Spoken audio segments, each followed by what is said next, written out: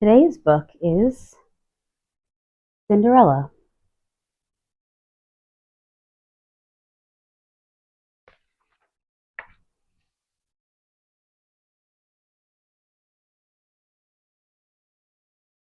Once upon a time, in a faraway land, there lived a rich, widowed gentleman and his beautiful daughter Cinderella.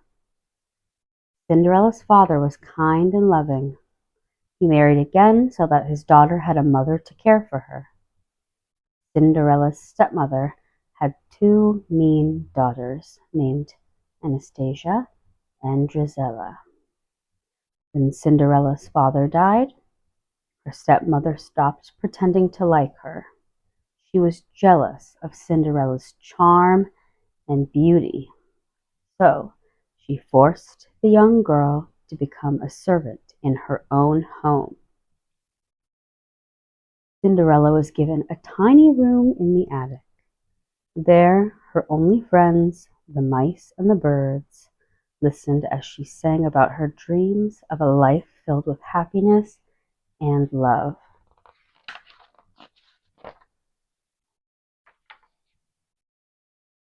Not far away, in the royal palace, the king and the Grand Duke discussed the prince. "Time he married," said the king. Suddenly he had a royal idea. "We'll have a ball and invite every young maiden in the kingdom.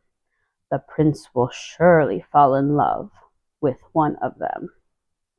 The invitations went out that very day.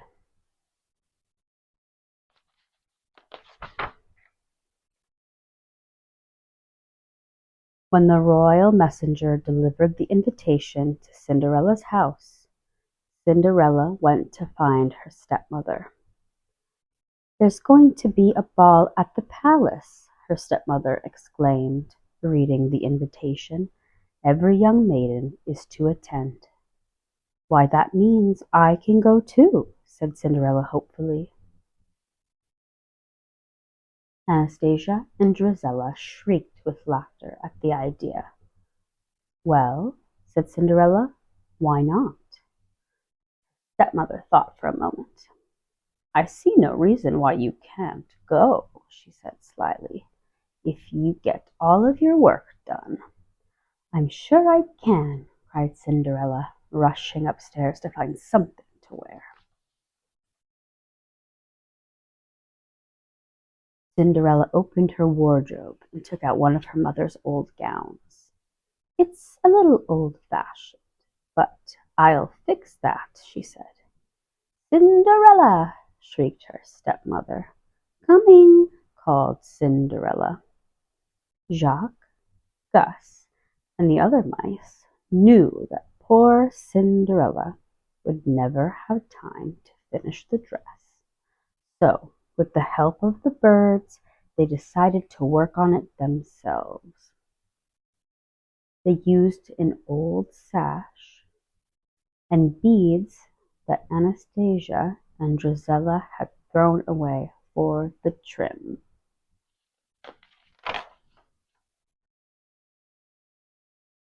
Later that evening, Cinderella sadly returned to her room. She had had so many chores to finish, there was no time to fix her dress. She looked out the window and saw the coach arriving that would be taking her stepmother and stepsisters to the ball. As Cinderella turned around, she suddenly saw the dress.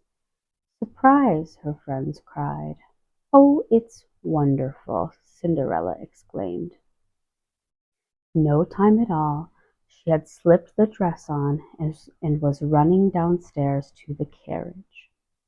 But when Anastasia and Drizella saw Cinderella looking so beautiful, they were filled with jealousy. "Why, you little thief!" Drizella cried, seeing her old beads. Then Anastasia noticed her sash. "That's mine!" she yelled, grabbing the sash and ripping Cinderella's dress.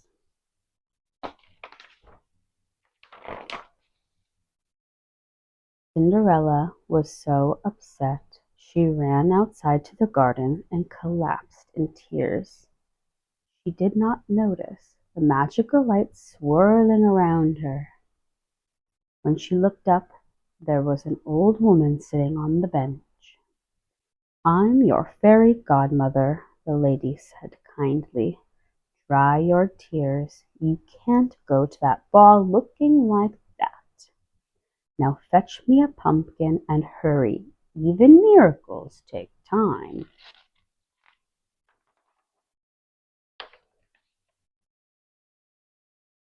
Minutes later, the fairy godmother waved her magic wand over the pumpkin. With some magical words, the pumpkin changed into a sparkling carriage. "Now," the fairy godmother began, "with an elegant carriage like that, you simply have to have mice." With that, she waved her wand over Gus, Jacques, and their friends and changed them into proud white horses.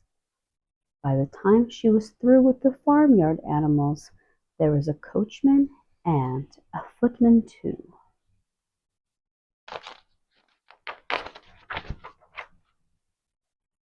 Then, with a final wave of her wand, Cinderella was dressed in a beautiful ball gown and lovely glass slippers.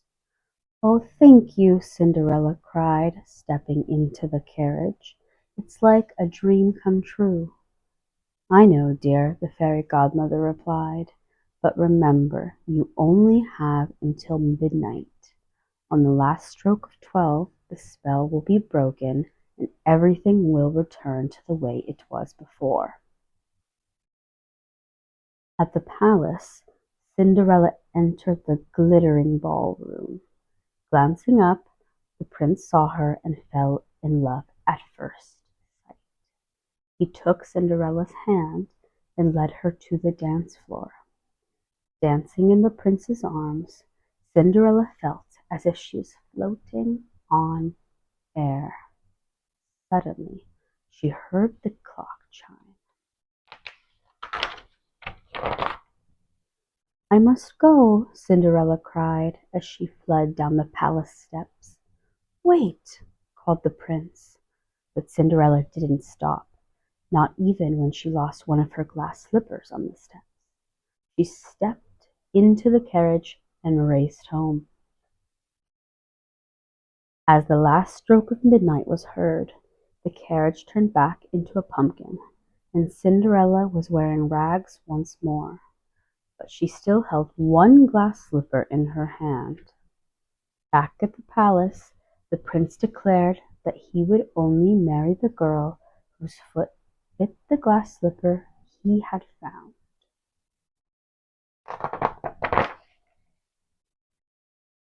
The next day, the Grand Duke began his search.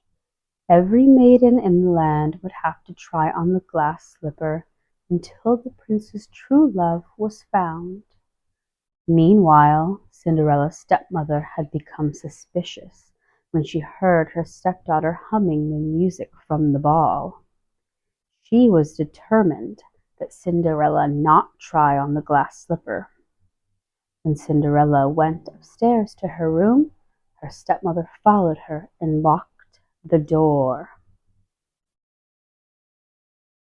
At last, the Grand Duke arrived at Cinderella's house. Anastasia and Rosella tried to squeeze their foot into the delicate slipper, but it was no use. Jacques and Gus wanted to help their friend. They stole the attic key from the stepmother's pocket and pushed it all the way up to Cinderella's room.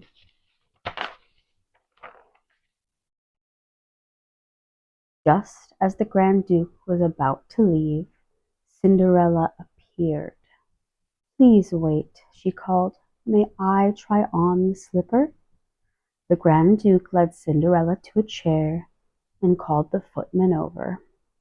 As the footman stepped forward, the wicked stepmother tripped him. The glass slipper flew through the air, fell, and shattered into 1,000 tiny pieces. Cinderella smiled and pulled the other glass slipper from her pocket. Perhaps this would help, she offered.